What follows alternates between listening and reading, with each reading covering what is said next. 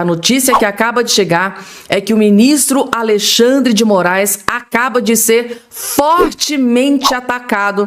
Eu vou trazer todos os detalhes e destaques dessa notícia que devastou o STF aqui agora neste exato momento. Outra notícia explosiva, gente, tá? Lula da Silva acaba de ser ameaçado, gente, tá? Lula da Silva entrou em desespero. Ele acabou de sofrer uma ameaça gravíssima que gerou pânico em Brasília, pânico no Palácio do Planalto, agora neste exato momento. A esquerda está devastada. E é claro que eu vou trazer também essa notícia em todos os detalhes e destaques. E o ministro, o terrivelmente evangélico André Mendonça, acaba de mandar mais um para a papuda, mais um para cadeia, mais um para a prisão, gente, tá? E Lula da Silva, né, outra bomba que acabou de ser confirmada aqui pelo jornal O Globo, gente, tá? Lula da Silva acaba de ser traído. Ele acabou de levar uma grande apunhalada pelas costas de um grande aliado, gente, tá? Grande aliado histórico do Lula acabou de abandonar o barco do Lula. Abandonou.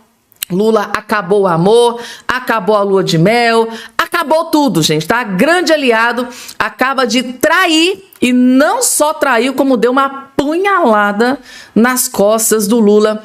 E o Lula ficou furioso aqui com essa notícia. E também tem notícia boa nesse boletim, gente, tá? Notícia sobre soltura da prisão. Um vídeo, gente, eu chorei quando eu assisti. Acabou de acontecer aqui, finalmente, soltura da prisão. Está livre novamente, livre, leve e solto, como sempre deveria ter ficado, gente, tá?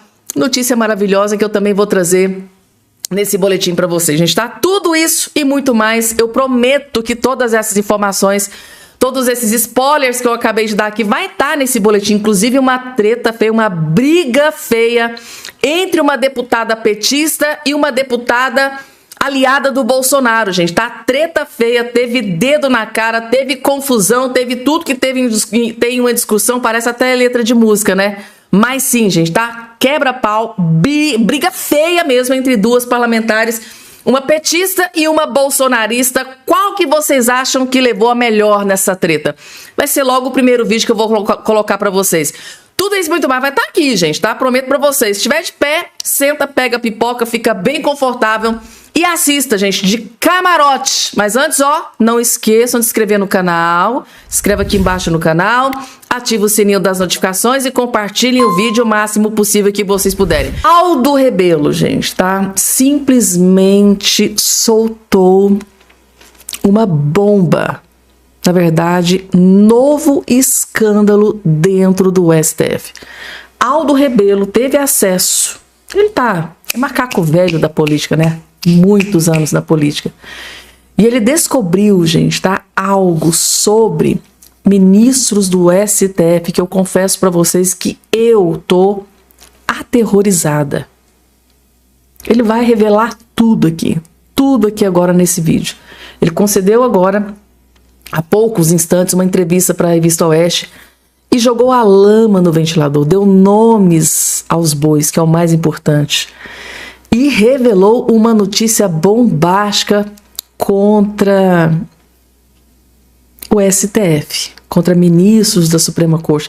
Assistam, gente, que esse aqui é o vídeo mais importante que você vai assistir nesse dia de hoje. Vocês vão entender por que eu disse isso aqui no início. Vejam só.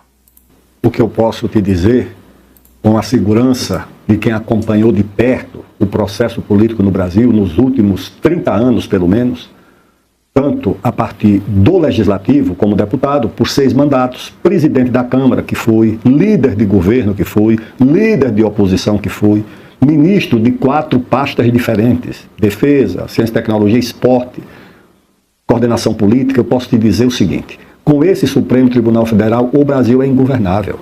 E por que é ingovernável? Porque perdeu-se completamente o equilíbrio na relação entre os poderes.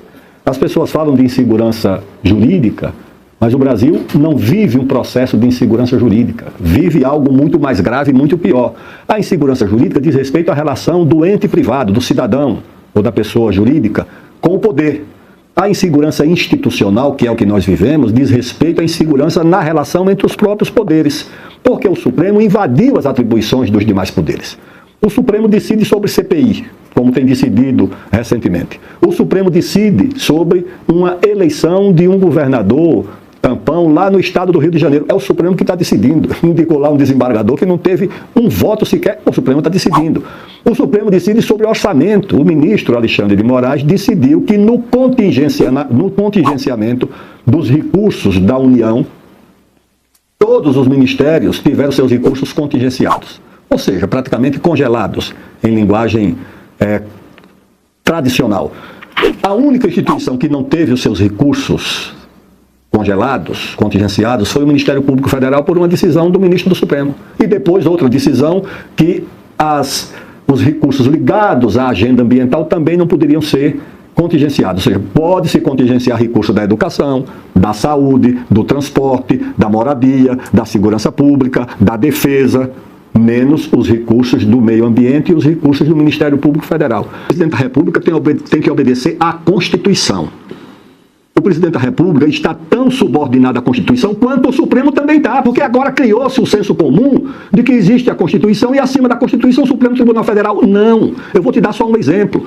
O Supremo Tribunal Federal interferido na nomeação de ministros. Já interferiu. Na nomeação de delegados. Já interferiu. O presidente da República tem que afastar essa interferência. Tem que devolver o ofício com outro ofício. Em razão das minhas atribuições constitucionais, estou impedido de cumprir essa determinação. A Constituição não me permite cumprir essa decisão do ministro, que geralmente é uma decisão monocrática, e tem que devolver o ofício. Eu já vivi casos parecidos com esse quando era presidente da Câmara, do ministro do Supremo querer interferir na eleição, na nomeação de um líder partidário. Eu liguei para o ministro e disse: ministro, eu sou presidente da Câmara, eu não tenho a atribuição de interferir na escolha de líder de partido. Isso é uma atribuição reservada à bancada do partido. E Vossa Excelência me faz uma decisão, mas eu fui provocado. Eu digo: o senhor vem dar posse ao líder que o senhor escolheu? O senhor venha dar posse. Já que o senhor escolheu, venha dar posse. Porque eu, como presidente da Câmara, não posso interferir. Não vou, não posso. Então, bem, então eu vou esquecer o ofício. Uma hora vai acontecer isso. O presidente da República vai dizer: eu não tenho possibilidade de cumprir uma determinação dessa. É melhor criar esse impacto. E aí, gente? O que é que vocês acharam aqui das palavras do Aldo Rebelo? Que ele disse categoricamente, com esse STF que está aí, o Brasil é ingovernável. E fez denúncias gravíssimas ali de intromissão de ministros do STF atropelando não só o legislativo, mas também até o executivo. Vocês concordam com ele? Que é impossível governar o Brasil com esse STF do jeito que está aí? Continuando, gente, agora na revista Veja, tá? A revista Veja trouxe uma notícia aqui que eu acho que o ministro Alexandre de Moraes não deve estar muito feliz, não. Deve estar furioso. A AGU contesta restrições de Moraes a relatórios do COAF. Isso aqui, gente, deu uma celeuma muito grande, né? Na época que ele tomou essa decisão.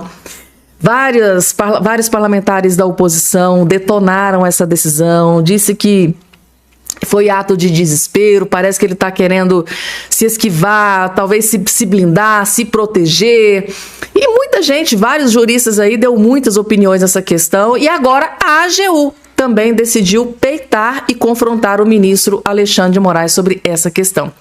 Mas, porém, contudo, entretanto, todavia, gente, parece que tem um dedo do Jorge Bessias aí nesta decisão da AGU.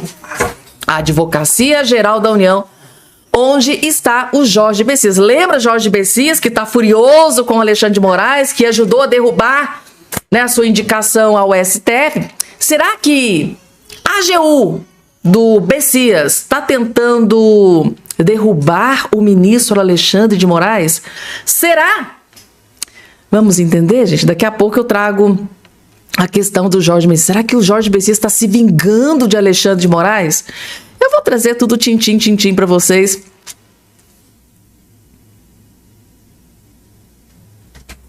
Bom, a resposta pode estar aqui nessa matéria da CNN. Ala do STF vê troco de Messias em Moraes em pedido da AGU sobre o COAF, gente, tá? Será, gente, que o Jorge Bessias está se vingando? uma ala do STF viu a manifestação da AGU, Advocacia Geral da União, onde está lá o Bessias, essa ala do STF viu essa manifestação da AGU sobre os limites, né, de atuação do COAF como um troco de Jorge Bessias no ministro Alexandre de Moraes.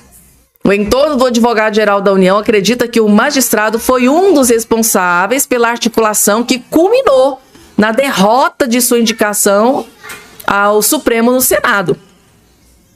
Então, no fim de março, Moraes limitou o fornecimento de relatórios de movimentações financeiras do COAF. Ele foi lá e limitou. Foi naquela época lá que vazou alguns dados da Viviane Barça de Moraes, da esposa dele, né? Vazou alguns dados ali de parentes de ministros da Suprema Corte. Aí o Alexandre de Moraes foi lá e limitou. Olha, vocês podem divulgar até aqui. Mais pra frente já não pode. Aí ele foi duramente criticado na imprensa e agora o Bessias, a AGU, né, do Jorge Bessias, partiu para cima do ministro Alexandre de Moraes. Gente, tá? Será que isso aqui foi troco do Bessias? Falando em troco, gente, tá? Parece que definitivamente acabou o amor, o casamento, a lua de mel entre Lula e Rodrigo Pacheco. Rodrigo Pacheco nem atende mais telefonemas de dirigentes dos petistas, dos aliados do Lula. Porque é assim, gente, tá? O Rodrigo Pacheco, o maior sonho da vida dele era ser ministro da Suprema Corte. Tá ali, é a conversa que surge, que rola ali nos bastidores. Aí o Lula foi lá e preferiu o Bessias. E agora, com a rejeição do Bessias, o Lula recentemente saiu na imprensa de que, mesmo com a rejeição do Bessias, o Lula não vai indicar o Rodrigo Pacheco para essa próxima vaga do STF. Independente de qualquer coisa, ele não vai escolher o Rodrigo Pacheco. Aí o Pacheco parece que ficou bem magoado. Bem magoado. Depois de tudo que eu fiz pra você, Lula, depois de tanta coisa que eu engavetei, tanta coisa que eu fiz pra ajudar você, né? E você, é assim que você me paga? Então, assim, né? O Rodrigo Pacheco, um mendigo, virou um mendigo político, coitado, gente. Meu Deus, que fim trágico do Rodrigo Pacheco. Quem diria que um dia a gente fosse ver o Rodrigo Pacheco numa situação degradante, humilhante dessa, né? Sendo descartado tanto pela direita quanto pela esquerda. Tá aí o Rodrigo Pacheco, então, nem atende mais, tá magoado, né, gente, tá? Rodrigo Pacheco, isso aqui, gente, quem tá revelando isso é o Lauro Jardim, tá? Do jornal O Globo. Por que o Rodrigo Pacheco tá tão magoado assim com os petistas, com o Lula? Será que o Lauro Jardim descobriu isso também? Segundo Lauro Jardim, Rodrigo Pacheco, que era até 2 semanas atrás a aposta de Lula para o governo de Minas Gerais, não tem nem mais atendido os telefonemas de dirigentes do PT, que o procuram para tentar entender o porquê de o senador ter mudado de posição e desistido de disputar a eleição de outubro. Ou seja, o Lula não queria o Rodrigo Pacheco no STF, que era o sonho da vida dele, mas queria o Rodrigo Pacheco para ser uma espécie de cabo eleitoral dele em Minas Gerais. É isso que o Lula queria, que o Rodrigo Pacheco fosse cabo eleitoral do Lula em Minas Gerais, aqui no meu estado. Só que o Rodrigo, né, isso como que seria? Ele candidato a governador. Só que o Rodrigo Pacheco não está disposto a entrar nesse barco do Lula e vai deixar o Lula afundando sozinho. Que tristeza, né, gente? Tá? Que tristeza. Vamos lá, porque tem mais, gente. Muita coisa para atualizar vocês aqui. A ala do STF vê pressão para que delação de Vorcaro atinja Moraes e amplie a tensão na corte. Ou seja, uma ala do STF, gente, tá vendo uma pressão. Está desconfiado, gente, tá? Que muita gente está querendo que Alexandre de Moraes seja atacado nesta delação do Vorcaro. O medo é que essa delação atinja em cheio o Alexandre de Moraes. Esse é o grande medo. Eu acho que faz sentido aquele encontro, né, do advogado do Daniel Vorcaro com um juiz aliado, né, de Alexandre de Moraes. Aquela notícia que foi divulgada aí pelo Estadão, né? Logo após a Polícia Federal confirmar, né, que o Alexandre de Moraes foi citado na delação do Daniel Vorcaro, Horas depois, teve um encontro ali do advogado Daniel Vorcaro e de um juiz, né, aliado do Alexandre de Moraes em Brasília, e o Estadão acabou vazando esse encontro e muita gente está se perguntando, será que o assunto Vorcaro teve ali, foi uma das pautas da conversa?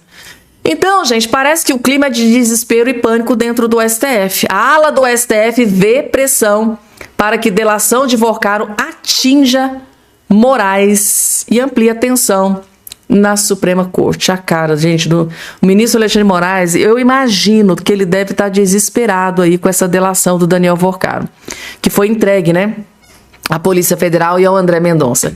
A apresentação da proposta de delação premiada do empresário Daniel Vorcaro à PGR e à Polícia Federal abriu uma nova frente de tensão no STF em meio ao racha interno na corte.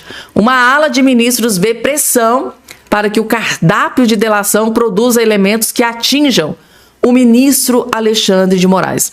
Reservadamente, integrantes do STF afirmam que a reação ao acordo, marcado por críticas e por cobranças sobre o seu conteúdo, e o próprio timing da entrega reforçam a leitura de que há uma tentativa de direcionar o alcance da colaboração para atingir Alexandre de Moraes. Então, ministros ouvidos pelo jornal O Globo apontam que não é comum que poucas horas após a entrega da proposta já surjam críticas ao material, ainda que de forma reservada. Na avaliação desses magistrados, o movimento pode indicar resistência prévia aos elementos apresentados, sem que tenha havido uma análise aprofundada. Resumindo, gente, eles estão desesperados que essa delação possa atingir o ministro Alexandre de Moraes. E a coisa tá feia, não é só para o ministro Alexandre de Moraes, não, gente, tá? Para o Lula também. Lula foi ameaçado. Condenados do 8 de janeiro, segundo aqui a imprensa, né, ameaçam reagir se o governo Lula judicializar a dosimetria, gente, tá? O Davi Alcolumbre acabou de promulgar a dosimetria. Com isso, muita gente inocente volta para suas casas, para sua família, gente. Muita gente vai ser liberada, vai sair da prisão. E esse pessoal, gente, tá, que está prestes a ser solto por causa dessa promulgação, estão ameaçando, se o governo Lula judicializar, tentar barrar essa soltura deles lá no STF, o trem vai ficar feio, eles vão reagir. O pessoal do 8 de janeiro vai reagir da pior forma possível. E também teve reação do ministro do André Mendonça, gente, que mandou para Papudinha. Mendonça manda ex-presidente do BRB, aquele que, segundo a Andresa Matais do Metrópolis, se reuniu com o Alexandre de Moraes e Vorcaro numa mansão luxuosa do Vorcaro em Brasília. Pois é, a casa caiu definitivamente. Mandou o cara para Papudinha. O ministro do STF, André Mendonça, autorizou nesta sexta-feira a transferência do ex-presidente do BRB, Paulo Henrique Costa, tá? Para o 19º Batalhão da Polícia Militar do Distrito Federal, conhecido como Papudinha. Tá aí, gente. Mudanças nos planos e ele foi enviado para a Papudinha, gente, tá? Tem mais. Agora, gente, se vocês forem manteiga derretida igual eu, vocês vão chorar. Já pega o lenço, tá? Pega o lenço porque... Ai, Jesus amado, haja coração, tá? Presa política do 8 de janeiro é libertada. Gente, foi um momento, gente, os filhos dela assim abraçando, gente, que momento emocionante. Eu queria terminar esse vídeo aqui com notícia boa, e não pode ser diferente. E o Eduardo Bolsonaro postou o vídeo nas redes sociais e mandou um recado, um duro recado aqui, ó. Esses tiranos vão pagar caro, se Deus quiser, ainda aqui em vida, tá? Quanta maldade, quanta crueldade. Já se imaginou trancafiando, né, pessoas inocentes como está só para atingir um objetivo político? Meu Deus, é a crueldade e a perversidade. Eu acho que isso aqui foi um duro recado para o ministro Alexandre de Moraes, eu acho. Vocês acham que esse recado aqui que o Eduardo Bolsonaro mandou foi para quem? Coloca aqui embaixo a opinião de vocês, mas vamos ao vídeo, gente. Tá Camila, presa no 8 de janeiro, deixa a prisão e vai para casa. O abraço que ela recebeu dos filhos, meu Deus do céu, gente, que coisa mais gostosa.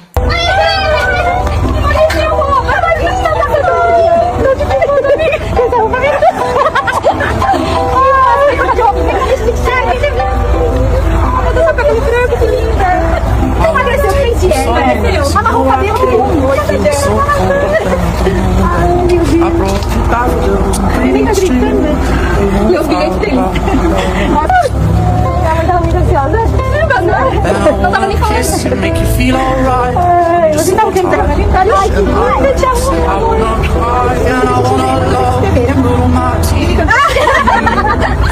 Ai, a Malu fez até cartaz. Deixa eu ver. Ai, que lindo. Ai, que lindo, eu te amo. Tá aí, gente, tá? Impossível não se emocionar, né? Muito legal esse vídeo. Quanto tempo, né, que essa mulher perdeu, gente, tá? Longe dos filhos por causa da maldade e da crueldade, né? Quanto tempo ela perdeu aniversários, festas, Dia das Mães, Dia das Crianças, tudo perdido, né? Que ela agora consiga recuperar o tempo perdido, gente, tá? Com essas crianças. Notícia boa, né? Júlia Zanatta, deputada de direita, detonando e destruindo a para-choque de comunista, né? Como dizia o Pablo Marçal. A Tabata Amaral. Gente, a Júlia Zanatta engoliu, ela jantou a Tabata Amaral, detonou a Tabata sem dó e nem piedade. Meu Deus, que delícia de vídeo, gente. Vocês vão amar. Assistam. A senhora não denunciou o Bruno Lambert para o Ministério Público? Sim ou não, deputada Tabata? Deputadas, eu vou pedir a deputada Tabata, inclusive, ela já denunciou ao Ministério Público um humorista por capacitismo e machismo. Deputada. Então, imagina se a deputada Tabata tiver mais poder para censurar as pessoas. Raquel, eu vou optar por não comentar as mentiras que foram ditas pela deputada Júlia, porque eu acho que isso tira foco do que está acontecendo com o nosso Brasil. Eu só gostaria que a deputada Tabata, ela me chamou de mentirosa. Eu gostaria que ela citasse as mentiras, porque já não é a primeira vez que ela usa essa estratégia ao debater comigo. Ela vem e fala as mentiras que a deputada Júlia citou, mas ela não cita as mentiras. Quer me dizer que está preocupado com ódio às mulheres? Aliás, é muito bonito falar de discurso de ódio, mas quem vai definir o que é discurso de ódio? Essa lei está totalmente aberta. E aí eu te pergunto, vai ficar a critério dos julgadores definir o que é discurso de ódio e o que não é? E no Brasil que nós vivemos hoje, nós sabemos que existem leis sendo usadas para perseguir adversários políticos. Nós precisamos entender que as mulheres precisam sim ser respeitadas. Esse governo Lula, que a Tabata apoia, que disse que ia cuidar das mulheres, aumentou o número de feminicídios, mandou embora as mulheres que tinha contratado e vem com esse papinho de defesa das mulheres. A Tabata é uma censuradora, já processou o humorista e com essa lei aqui ela vai perseguir os adversários dela. E a Tabata, ela tá garantida, ela confia na justiça, porque o Alexandre de Moraes foi no casamento dela. Deputada, sem questões pessoais, eu vou pedir para ambas. Primeiro, a deputada Júlia mente quando diz que eu censurei qualquer pessoa que seja, mas o mais grave, porque com a ataque pessoal, infelizmente, Bruno Lambert, ela mente sobre o preço do projeto. Bruno Lambert, a senhora mente, a senhora que mente, Tabata.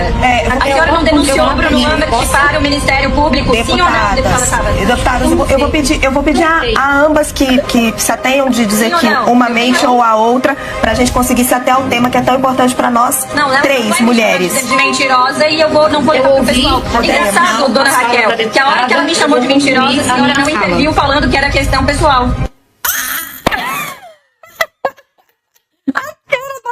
Landim, realmente, né? Gente, tá?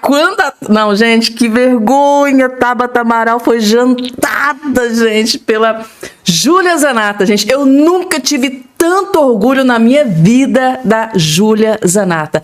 Essa é porreta, gente. Meu Deus, e na hora que ela comentou, o Alexandre de Moraes estava no seu casamento. Aí o Alexandre de Moraes... Não, gente, pelo amor de Deus, que vergonha pra Tabata Amaral, gente, tá? Que vergonha pra Tabata Amaral. Foi muito bom ela ter mencionado que o ministro Alexandre de Moraes estava no casamento da Tabata Amaral, que ela pode se beneficiar disso, né? Afinal de contas, ela moveu uma ação contra Eduardo Bolsonaro. Né? Essa ação caiu nas mãos do ministro Alexandre de Moraes. O Alexandre de Moraes, ele votou para condenar o Eduardo Bolsonaro. Ou seja, a Tabata Amaral aciona a justiça contra Eduardo Bolsonaro. Aí o Alexandre de Moraes estava lá no casamento da Tabata Amaral. Chegou no dia de votar, lá da votação, o Alexandre de Moraes foi lá e condenou o Eduardo Bolsonaro, que foi acionada a justiça pela Tabata Amaral e o Alexandre de Moraes estava lá. Gente, meu Deus, a primeira coisa que o ministro Alexandre de Moraes tinha que ter declarado suspeito. Gente, eu sou suspeito para julgar o Eduardo Bolsonaro, porque a Tabata tá acionando o Eduardo na justiça, mas eu estava no casamento da Tabata. Se o Alexandre de Moraes fosse um juiz íntegro, justo e honesto, na minha opinião, ele teria se declarado suspeição. Eu não posso julgar o Eduardo Bolsonaro, porque eu estava no casamento da Tabata Amaral e ela que está processando o Eduardo Bolsonaro. Gente, que coisa. A Júlia Zanata foi lá e mencionou: você tem proteção do judiciário, tem proteção de juiz. Será, gente, que a Tabata Amaral tem proteção do judiciário, gente, tá? Tem proteção do STF? Coloca aqui embaixo a opinião de vocês. O que é que vocês acharam disso aqui, gente? Júlia Zanata.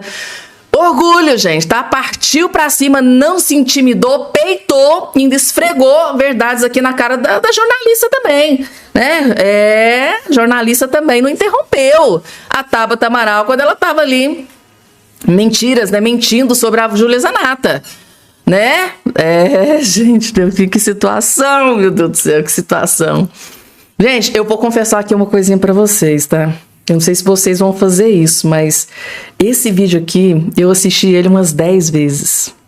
Nossa, não acredito que eu tô admitindo isso aqui pra vocês, gente, tá? Eu assisti umas 10 vezes esse vídeo aqui da Júlia Zanata tratorando a Tabata Amaral, com aquela cara de sonsa dela, né? Vamos lá, tem mais. E agora chegou a vez do Cláudio Dantas. Partiu pra cima do Lula e expôs uma bomba, gente, tá? Vocês vão entender.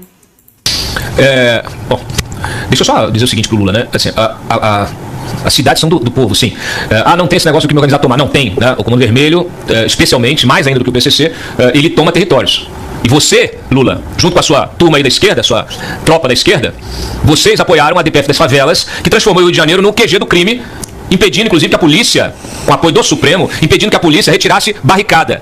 Foram construídas centenas de barricadas cercando esses territórios, impedindo que serviços básicos chegassem à população que é escravizada dentro desse território. A população que vive nesse território é subjugada pelo crime organizado, é obrigada a pagar gás, net, telefone, serviço de entrega, tudo para esses criminosos. E você esteve na sua campanha dentro de um complexo, do complexo lá do CPX do Alemão, que é dominado pelo crime organizado. E você só esteve lá porque houve um acordo com a liderança da Associação de Moradores, que só é possível ter esse acordo com o ok do crime organizado, da chefia do crime organizado. Então vocês podem vir com essa conversa fiada, que não vai colar, porque a esquerda nesse país, ela trabalha de forma incessante para defender o crime organizado. Você acabou de vetar o aumento de pena para roubo com lesão grave. Você acabou de fazer isso, cara. Você acabou de fazer isso. Seu mentiroso, Eli. Cláudio Dantas, esse aqui tem coragem, é coragem. Um dos poucos jornalistas corajosos dentro do Brasil chama-se Cláudio Dantas, gente, tá? Aqui na minha humilde opinião já deveria estar lá dentro do Congresso Nacional há muito tempo. Na minha opinião, Cláudio Dantas, se candidatar, ganha facilmente uma vaga na Câmara dos Deputados, porque esse aqui tem culhão, tem coragem mesmo, gente. Parte pra cima e expõe. Gente, porque recentemente o Lula disse que combate o crime organizado. O Lula combate crime, gente? Quando que Lula combate crime aqui no Brasil? Depois dessas últimas decisões que ele acabou de tomar, que eu expus amplamente aqui no canal pra todos vocês. Vocês acham que o Lula combate o crime organizado?